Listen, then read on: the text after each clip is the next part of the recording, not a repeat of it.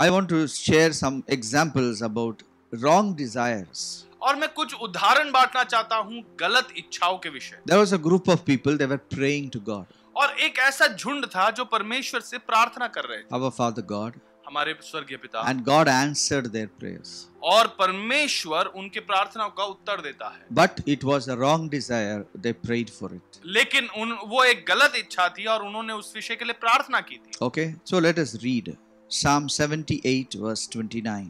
भजन संहिता 78 उसका 29वां वचन। Okay, we are learning about wrong desires which can bring havoc in our lives.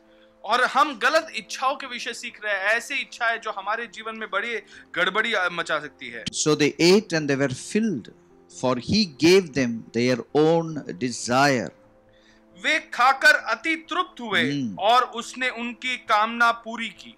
Actually, there were a group of people going from one country to another country. God was taking them. They had some desire to eat certain food. So they were asking God for that food, and they were even testing God whether God can give it or not. God gave it, but God gave what they desired. और ये कुछ लोग थे जो एक देश से दूसरी देश की ओर जा रहे थे और उनकी कुछ लालसाएं थी कुछ भोजन वस्तु के विषय, और उन्होंने परमेश्वर से मांगा ये जांचने के लिए कि परमेश्वर दे सकता है, और सच बात यह है कि परमेश्वर ने उन्हें दे दिया जो उन्होंने मांगा। See, when you desire, you actually put yourself into that desire and go forward. और जब कब आप इच्छा करते हो तो आप अपने आप को उस इच्छा में डालकर आगे बढ़ते हो। So that is why you should be careful of what you really desire in your life. तो इस विषय में आप संभले रहे कि आप सचमुच क्या इच्छा रखते हो अपने जीवन में। Today many believers they really do not know what they have to desire in their life. और आज कई सारे विश्वासी सचमुच नहीं जानते कि वो अपने जीवन में क्या इच्छा रखते। See, here is a group of people, they had a desire of eating certain kind of food. और यहाँ पे एक झुंड है जो जिनकी इच्छा थी कि वो एक खास तौर के भोजन वस्तु को खाए। Verse 30 says they were not deprived of their craving. But while the food was still in their mouth, the wrath of God came against them, and many people they died on that day. और 30वें वचन से इस प्रकार लिखा है, उनकी कामना बनी ही रही, उनका भोजन उनके मुंह में ही था कि परमेश्वर का क्रोध उन पर भड़का। Some of the desires can bring in a punishment into our lives. और कुछ इच्छाएं ऐसी हैं जो आपके जीवन में एक सजा लेकर आ सकती है। Okay, not all desires are to be believed on. You need to question your desire. और सारी इच्छाओं पर आपको विश्वास नहीं रखना है, आपको सवाल उठाना है इच्छाओं पर। Sometimes, people envy each other. कई बार ऐसा होता है कि लोग एक दूसरे पर ईर्ष्या रखते हैं। And whoever we envy, we try to become friends of them. और जिसके हम ईर्ष्या रखते हैं हम उनके साथ मित्रता बढ़ाते हैं। See, we envy rich people. हम धनी लोगों का ईर्ष्या रखते हैं। And we like to be their friends. और हम चाहते हैं कि हम उनके मित्र बन जाएं। Not that we are their friends, we actually envy them. और ऐसा नहीं कि हम उनका मित्र है, लेकिन हम उनकी तरफ ईर्ष्या रखते हैं। The wise man talks about this. एक ज्ञानी पुरुष इसके विषय में बात करता है। Proverbs 24:1. Do not be envious of evil men, nor desire to be with them. Their heart devises violence, their lips talk of trouble making. नीति वचन 24वां अध्याय पहला और दूसरा वचन, बुरे लोग के विषय में डाह न करना और न उनकी संगति की चाह रखना, क्योंकि वे उपद्रव सोचते रहते हैं और उनके मुंह से दुष्टता की बात निकलती है। Another place, let's read Psalm 94 verse 11. भजन संहिता 94 उसका 11वां वचन। Now the Lord knows the thoughts of a man, that they are futile. परमेश्वर मनुष्य की कल्पनाओं को जानता है और वे मिथ्या है। Now who is this man? और ये मनुष्य कौन है? If you read above verse 8, it says he is a senseless man and he is a foolish man. और यहाँ पे इस मनुष्य के विषय लिखा है कि ये मूर्ख व्यक्ति है। Not all desires which is given to us, which comes on our way, need to be right. और जो ये सारी इच्छाएं जो हमारे रास्ते आ रही है वो सही होना ये जरूरी नहीं है। Many things God makes it futile. According to God, they are wastes. और कई सारी इच्छाएं ऐसे हैं जो परमेश्वर के हिसाब से बेकार की है, व्यर्थ है। That is why many times you have to desire the right things in your life. और इसी कारण अपने जीवन में आपको हमेशा सही वस्तुओं का इच्छा रखना है। What we need to desire हमें in किस life. वस्तुओं की इच्छा रखनी है? In this world, what should we desire? इस दुनिया में हमें किन वस्तुओं का इच्छा रखना है? Okay. what we should desire. That's what we are going to see today. और यही हम सीख रहे हैं. Desire is a very important, great motivating force. It is an energy or a power which is inside of us. इच्छा ये बहुत ही सामर्थी ताकत है जो हमारे भीतर है. Today we should understand whatever you desire, you can get it. और आज आपको जानना है कि जो कुछ वस्तु की आप इच्छा रखोगे उसे आप प्राप्त कर सकते हो. But God wants His children to have certain types of desires in His life. लेकिन परमेश्वर चाहता है कि उसके संतान के एक खास प्रकार की इच्छाएं अपने जीवन में प्राप्त करें. In the word of God, if you really see from this cover to that cover, there is only one desire which need to be supreme in our lives. और परमेश्वर के वचन में एक ऐसी इच्छा है जो सबसे उत्तम हमारे जीवन में स्थान प्राप्त करनी There चाहिए. is only one desire on which we should completely focus on. और एक ही ऐसी इच्छा है जिस पर हमारा सारा ध्यान होना चाहिए. You know what is that? क्या आप जानते हो वो क्या That है? is desiring God. और वो है परमेश्वर की लालसा रखना. Today when you put the desire which you need to put it on God, on anything else, it is going to disappoint you. और आज अगर जो इच्छा आपको परमेश्वर पर रखनी थी वो निकाल कर आप किसी और पर रखते हो तो ये आपको निराश कर देगी. Some people have desires on riches, they are going to be in trouble. और कुछ लोगों की इच्छाएं धन पर है, वो मुश्किल परिस्थिति में Some फंसने people वाले are हैं. going to put their desire on fame, और कुछ you लोग are in trouble. और कुछ लोग उनकी पहुंच बढ़ाने की कोशिश करते हैं तो वो भी परेशानी में होंगे. I'll tell you how to become rich. मैं आपको बताता हूँ कि किस प्रकार धनी I'm बने. actually teaching a series on how you can become really wealthy in your life. मैं कई सप्ताहों से यही सिखा रहा हूँ कि आप सचमुच अपने जीवन में किस प्रकार बहुत ही धनी बन सके. To become wealthy, you need to desire God. और धनी बनने के लिए आप परमेश्वर की इच्छा रखें. Okay? When you desire God, then all our desires are met. और जब आप परमेश्वर की इच्छा रखते हो तो आपकी सारी इच्छाओं को परमेश्वर पूरा करता है. Desiring God is the greatest wealth we can ever have in our life. परमेश्वर को इच्छा रखना यही सबसे बड़ी धन होगी हमारे जीवन में. Desiring God is the greatest desire which is so fulfilling in our lives. और परमेश्वर की इच्छा रखना यही हमारे जीवन में हमें तृप्त करने वाली सबसे बड़ी इच्छा होगी. Okay, let's turn to Matthew chapter 22 verse 34. मत्ती 22वां अध्याय उसका 34वां वचन. Actually, I am teaching on finances. मैं पैसों के विषय सिखा रहा हूँ. Many times financial problems exist in our life because we have not put our priorities straight in our lives. और ये आर्थिक अवस्था में परेशानी हमारे जीवन में इसलिए हम भुगतते हैं क्योंकि हमने अपने जीवन में जो प्राथमिकता सही वस्तुओं को नहीं दिया है. It is not there in your finance actually. Actually, finance is not in your purse, money purse or your bank account. Finance, your blessing is in your heart. और आर्थिक अवस्था में जो आशीष है ये आपके बटुए में या बैंक के अकाउंट पे नहीं है बल्कि सचमुच आपके हृदय में है. Let's turn to Matthew 22 verse 34. और मत्ती का सुसमाचार 22वां अध्याय 34वां वचन. In fact, many people don't talk about finance because people mistake others when they talk about finance. They think that they are thieves. That's why they talk about money. They think that way. और कई लोग इस पैसों के विषय आर्थिक अवस्था के विषय नहीं बात करते हैं कि क्योंकि लोग उन्हें गलत समझने लगते हैं कि ये लोग चोर है और इसीलिए पैसों के विषय सिखा रहे हैं. But let me tell you, Jesus talked about finances. Out of 40 parables, He said 26 parables relating direct to money. और सचमुच बात यह है कि यीशु ने पैसों के विषय बात किया. जो 40 दृष्टांत दिए उन्होंने अपने जीवन में उनमें से 26 दृष्टांत तो सीधे पैसों के विषय में था. One of the biggest topic of the Bible is money. और बाइबल में सबसे बड़ा एक विषय पैसा ही है. But the biggest problem in our lives is money.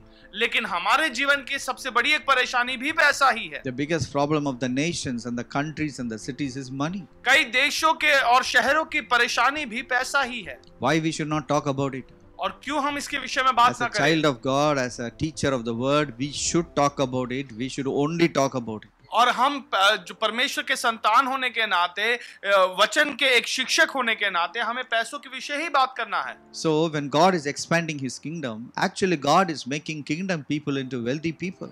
और जब परमेश्वर अपने राज्य को बढ़ा रहा है तो सचमुच परमेश्वर अपने राज्य के लोगों को धनी बना रहा है. Kingdom wealthy people in the kingdom are not using the principles of the banks and the world. They are using the principles of the Bible to become rich. और परमेश्वर के राज्य के जो धनी लोग हैं वो बैंक के या अकाउंट के कोई सिद्धांतों का इस्तेमाल नहीं कर रहे धनी बनने के लिए, बल्कि वचन के सिद्धांतों का इस्तेमाल कर रहे We are हैं। talking about where I have to, what should I desire? हम बात कर रहे हैं कि हमें किन वस्तुओं का इच्छा रखना, Where I should put my heart.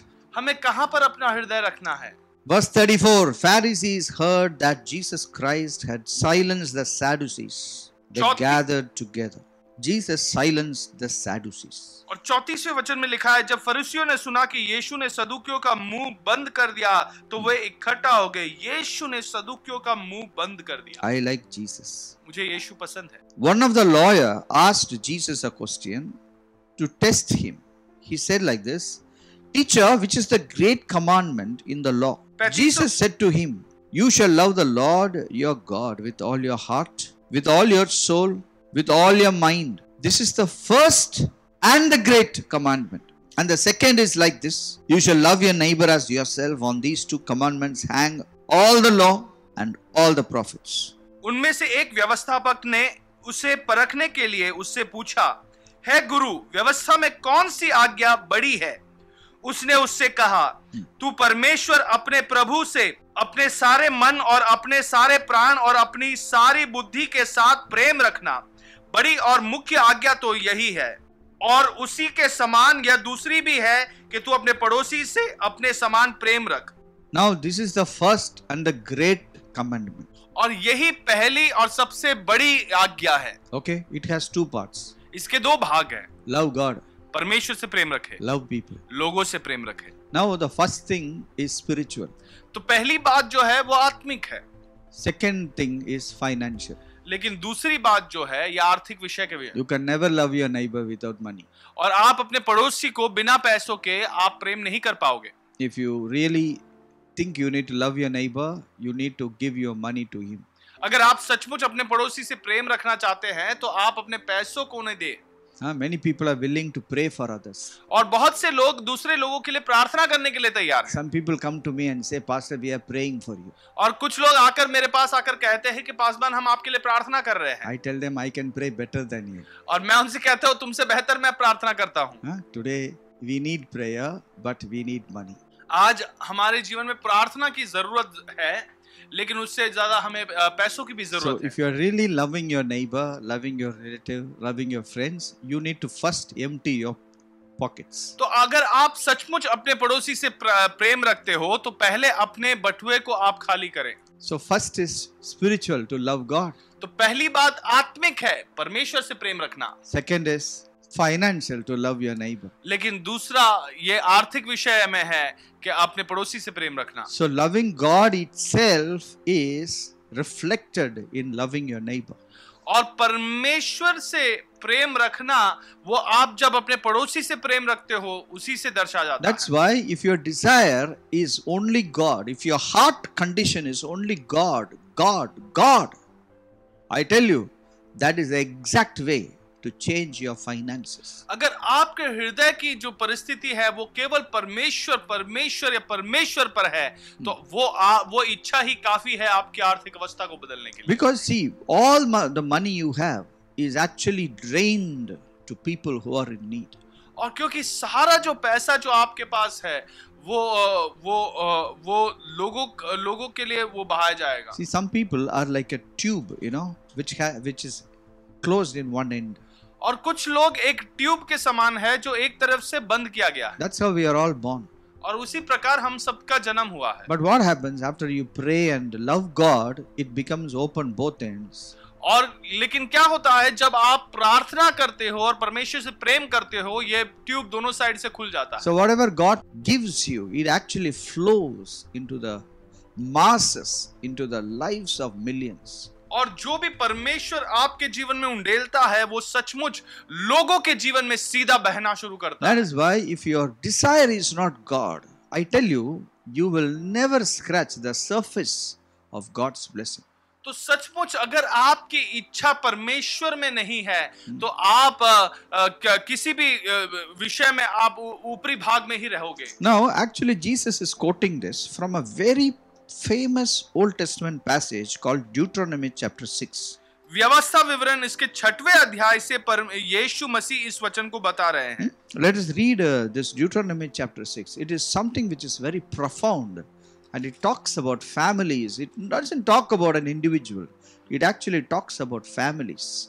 और यहाँ पे ये जो अध्याय है ये बहुत ही महत्वपूर्ण एक अध्याय है, क्योंकि ये किसी व्यक्ति के विषय बात नहीं कर रहा बल्कि पूरे परिवार के विषय बात कर रहा है। Okay, now I will read from verse 1 onwards. This is the commandment and these are the statutes and judgments which the Lord our God has commanded to teach you, that you may observe them in the land which you are crossing over to possess, that you may fear the Lord your God, to keep all his statutes and his commandments, which I command you, you and your son and your grandson, all the days of your life, and that your days may be prolonged.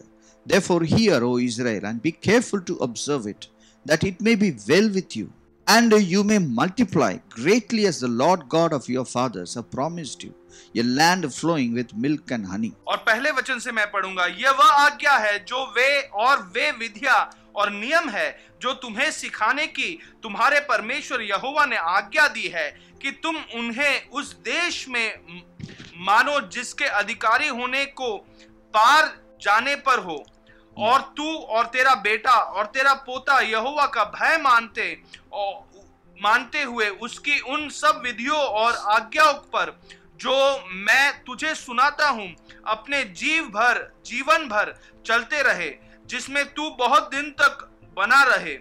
Hey Israel, सुन और ऐसा ही करने की चौकसी कर, इसलिए कि तेरा भला हो और तेरे पितरों का और परमेश्वर यहोवा के वचन के अनुसार उस देश में जहां दूध और मधु की धाराएं बहती है तुम बहुत हो जाओ। Now here Jesus Christ is quoting in verse 4. Hear, O Israel, the Lord our God, the Lord is one. You shall love the Lord your God with all your heart, with all your soul, and with all your strength. और ये चौथे वचन से यीशु कह रहे हैं कि हे Israel, सुन, यहोवा हमारा परमेश्वर है, यहोवा एक ही है। तू अपने परमेश्वर यहोवा से अपने सारे मन और सारे जीव और सारी शक्ति के साथ प्रेम रखना। My friends, here Jesus Christ is actually quoting from Deuteronomy chapter 6 verse 4. You have to love your God. That is your number one command. First and the great commandment. और यीशु मसीह इस व्यवस्था विवरण के इस 6वें अध्याय से इस वचन को कह रहे हैं कि सबसे पहले तुम परमेश्वर से प्रेम रखो, यह सबसे बड़ी और पहली आज्ञा है। I tell you, the greatest thing what we can do is to love God. तो सबसे बड़ी काम जो हम कर सकते हैं वो है परमेश्वर से प्रेम रखना। Now when you say love God, we have different views coming into our hearts. जब हम कहते हैं परमेश्वर से प्रेम रखना तो कई सारी विचार हमारे मन में आती है। In religious understanding, I used to think, you need to change your dress, leave everything, take some tambura and just go on the road, singing Gana for God, oh God, like that. That is loving God. और एक धार्मिक विचारधारा में मैं जब सोचता हूं तो मुझे लगता है कि अपनी वेशभूषा बदलकर रास्ते पर परमेश्वर की स्तुति गाते हुए चलते जाऊं। Sometimes even some of our worship team, worship meetings, they come into an ecstasy or a trance type lifestyle of worshiping God.